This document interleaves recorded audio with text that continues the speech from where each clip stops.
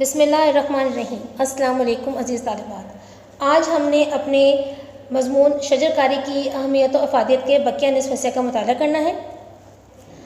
آئیے مطالعے کا آغاز کرتے ہیں۔ ماہرین کے مطابق کسی بھی ملک میں معتدل ہوتے ہیں، نہ زیادہ گرمی نہ زیادہ سردی، یعنی متوازن آب و ہوا کے لیے اس کے کل رقبے کا 20 سے 25% حصہ جنگلات پر مشتمل ہونا چاہیے، یعنی کہ 20 سے 25% حصے پر ملک کے جنگلات ہونے چاہیے، درخت ہونے چاہیے۔ مگر افسوس کی بات یہ ہے کہ ہمارے ملک میں صرف 5% رقبے پر جنگلات ہیں اور ایک مدت سے جنگلات کی شرح میں اضافہ نہ ہونے کے برابر ہے، یعنی کہ جو آبادی بڑھ رہی ہے اس کی وجہ سے جنگلات کاٹے جا رہے ہیں۔ ویسے بھی لکڑی کے کام کی جو ہے اس کی خوبصورتی کی وجہ سے جنگلات کو کاٹا جا رہا ہے، درختوں کو استعمال کیا جا رہا ہے، باقاعدہ ایک مافیا ہے جو یہ جنگلات کی کٹائی میں کام کر رہا ہے، اور اسی لیے ہمارے ملک میں جو ہے وہ جنگلات کی شرح میں اضافہ ہونے کے بجائے مسلسل کمی واقع ہو رہی ہے۔ اگر بغور دیکھا جائے تو جنگلات کسی بھی ملک کی معیشت میں، یعنی مالی معاملات میں اہم کردار ادا کرتے ہیں۔ یہ ہمیں مختلف اقسام کے پھل، بیج اور جانوروں کو چارہ مہیا کرتے ہیں، اور جنگلی حیات، جنگلی زندگی یعنی پرند اور چرند کی بقا سلامتی کے لیے بھی نہایت ضروری ہیں۔ ان کی بدولت مختلف صنعتوں مثلاً ریشم سازی، کاغذ اور گتا سازی میں بھی ترقی ممکن ہے۔ دراصل درخت اللہ تعالیٰ کی جانب سے دی ہوئی وہ نعمت ہے جس کا کوئی نعم البدل نہیں، جس کا کوئی متبادل نہیں ہے۔ درخت زراعت کے شعبہ میں زمیندار کی معاونت کرتے ہیں، مدد کرتے ہیں۔ یہ نرم و نازک فصلوں کو دھوپ کی شدت سے محفوظ رکھنے کے علاوہ سردی کی شدت سے بھی محفوظ رکھتے ہیں۔ ان پر بسیرا کرنے والے رہنے والے پرندے فصلوں کے لیے نقصان دہ کیڑوں کو ختم کرنے میں معاون مددگار ثابت ہوتے ہیں۔ یہی کافی حد تک بارش برسانے کا باعث بھی بنتے ہیں، کیونکہ ان کی موجودگی سے ہوا میں آبی بخارات میں اضافہ ہو جاتا ہے جو بارش برسانے میں اہم کردار ادا کرتے ہیں۔ درختوں کی جڑیں مٹی کو آپس میں جکڑے رہتی ہیں، جیسے کہ پہلے آپ کو بتایا تھا کہ درخت زمین کے کٹاؤ کو جو ہے روکتے ہیں، ورنہ زرخیز زمین جو ہے وہ بہہ جاتی ہے پانی کے ساتھ، جس کا ایک بڑا فائدہ یہ ہے کہ پانی کے بہاؤ سے مٹی کی زرخیز تہ بھی نہیں بہہ سکتی، جس سے زمین کی زرخیزی قائم رہتی ہے۔ زرخیزی ہوتا ہے زمین کی افزائش کی طاقت، نشو و نما دینے کی طاقت۔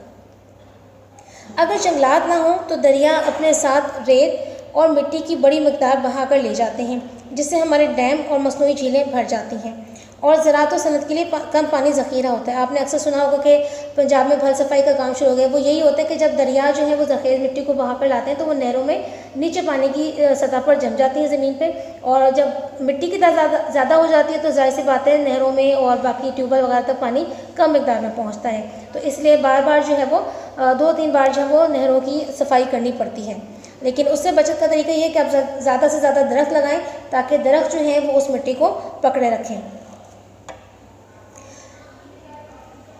اور زراعت و صنعت کے لیے کم پانی ذخیرہ ہوتا ہے۔ درخت طوفان اور آندھیوں سے محفوظ رکھتے ہیں۔ علاوہ ازیں یعنی اس کے علاوہ کسی بھی ملک کے صحراؤں کو، ریگستانوں کو جنگلوں میں تبدیل کرنا بہت زیادہ محنت طلب کام ہے، لیکن اگر ایسا ہو جائے تو ملکی معیشت میں ناقابل یقین حد تک ترقی ہو سکتی ہے۔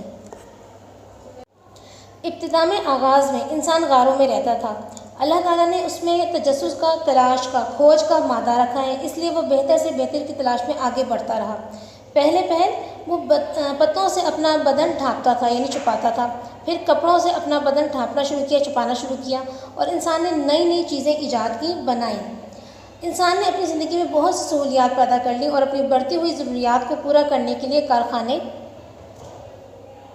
اور صنعتیں لگائیں۔ جوں جیسے جیسے انسان ترقی کرتا گیا اور آبادی بڑھتی گئی، انسان کا ماحول بھی آلودہ ہوتا گیا، خراب ہوتا گیا، اور آج کی دنیا ماحولیاتی آلودگی کے ہاتھوں اس قدر پریشان ہے کہ کھلی فضا میں سانس لینا بھی محال ہو گیا ہے، دشوار ہو گیا ہے۔ دراصل انسان نے اپنی خواہشات اور ضروریات کو پورا کرنے کے لیے سارے مسائل کی تمام مصیبتیں خود پیدا کی ہیں۔ آج انسان انسانیت کے درجے سے گر چکا ہے، نیچے آ چکا ہے۔ اس کا مقصد صرف دولت کا حصول ہے، اور اس مقصد کے لیے ماضی میں بھی جنگلات کاٹے گئے اور آج کل بھی جنگلات کاٹے جا رہے ہیں۔ شجر کاری یعنی درخت لگانا، جو ہمارے مضمون کا عنوان بھی ہے، ہر دور کے انسان کے لیے اہم رہی ہے اور رہے گی۔ پہلے زمانے میں انسان کے پاس گھر نہ تھا تو اس نے درخت کو اپنا بسیرا بنایا، اپنا ٹھکانہ بنایا۔ جب وہ بھوکا مر رہا ہوتا تھا تو درخت کے پھل ہی تھے جو اسے سہارا دیتے تھے، اس کی بھوک مٹاتے تھے۔ آج بھی انسان درخت سے بہت سے کام لے رہا ہے اور لیتا رہے گا۔ انسان لکڑیاں درخت ہی سے حاصل کرتا ہے، گوند، شہد وغیرہ سب انسان نے درخت سے حاصل کیا۔ جس طرح انسان درخت سے کام لیتا ہے، پرندے اور جانور بھی اس سے کام لیتے ہیں۔ تقریباً سارے پرندے درخت پر گھونسلہ بناتے ہیں۔ سبزی خور پرندے یعنی ایسے پرندے جو سبزی کھاتے ہیں، جو پتے کھاتے ہیں، اپنی غذا سے بھی درخت ہی سے حاصل کرتے ہیں۔ بعض پھل بھی جو ہے وہ آپ نے دیکھا ہوگا کھاتے ہیں پرندے شوق سے۔ غرض کہ درخت انسان کے لیے ہی نہیں پرندوں اور جانوروں کے لیے بھی مفید ہے۔ بقول شاعر، پیڑ سے پیڑ مل کے روتا ہے جب کوئی پرندہ شکار ہوتا ہے۔ آج دنیا کو ایک اور بڑا مسئلہ درپیش ہے سامنے ہے، اور وہ ہے گلوبل وارمنگ، یعنی کہ دنیا کا بڑھتا ہوا درجہ حرارت۔ تحقیقات سے پتہ چلا کہ اگر گلوبل وارمنگ کو روکا نہیں گیا تو یہ دنیا تباہی کا شکار ہو سکتی ہے۔ درخت سے گلوبل وارمنگ کو زیر کیا جا سکتا ہے، ہرایا جا سکتا ہے، کم کیا جا سکتا ہے۔ وہ کس طرح سے کہ آپ کو پتہ ہے کہ درخت زیادہ آکسیجن خارج کرتے ہیں جب اپنی خوراک بناتے ہیں، تو آکسیجن کی زیادتی جو ہے وہ ٹھنڈک کرتی ہے۔ اس کے علاوہ کاربن ڈائی آکسائڈ ہے، گرمی بڑھ رہی ہے، درخت سایہ کریں گے، اور آپ نے جیسے دیکھا کہ آبی بخارات میں بھی اضافہ کرتے ہیں درخت۔ تو جب ٹھنڈک بڑھے گی ماحول میں تو جو ہمارے گلیشیئرز ہیں، جو پہاڑ پر برف جمی ہے وہ جمی رہے گی، اور اگر گرمی بڑھتی رہی تو وہ برف جو وہ پگھل کر، وہ گلیشیئر پگھل کر سمندروں میں شامل ہوں گے، اور سمندروں میں جب ان کی سطح سے زیادہ پانی آ جائے گا، ان کی کیپیسٹی سے وسعت سے زیادہ پانی آ جائے گا، تو ظاہر سی بات ہے وہ دریاؤں کا رخ کرے گا، اور دریا بھر جائیں گے تو جو ہے وہ شہر میں اور دیہاتوں میں سیلاب آ جاتا ہے، جو ہر طرح سے انسانی اور جو ہے وہ حیوانی زندگی کے لیے نقصان دہ ہے۔ ہمارے ملک کی آبادی میں روز بروز یعنی ہر روز اضافہ ہو رہا ہے، اور اس کے ساتھ لوگ رہائش اختیار کرنے کے لیے درختوں اور زرخیز زمینوں کو ختم کر کے اپنے محل بنانے میں مصروف ہیں، جو نہ صرف ملک کی معیشت کے لیے نقصان دہ ہے بلکہ زمینی آلودگی کا بھی باعث ہے۔ غرض یہ کہ شجر کاری کے سلسلے میں ہماری عدم دلچسپی، یعنی ہم جو دلچسپی نہیں لے رہے شجر کاری درخت لگانے کے لیے، اس کی وجہ سے چرند پرند اور دیگر حشرات کے لیے پناہ گاہوں کا فقدان کمی جنم لے رہی ہے۔ اللہ تعالیٰ نے پاکستان کو زرخیزی کی دولت سے نوازا ہے، لیکن یہ سونا اگلنے والی زمین یعنی کہ یہ زرخیز زمین آج صحراؤں اور میدانوں میں تبدیل ہو رہی ہے۔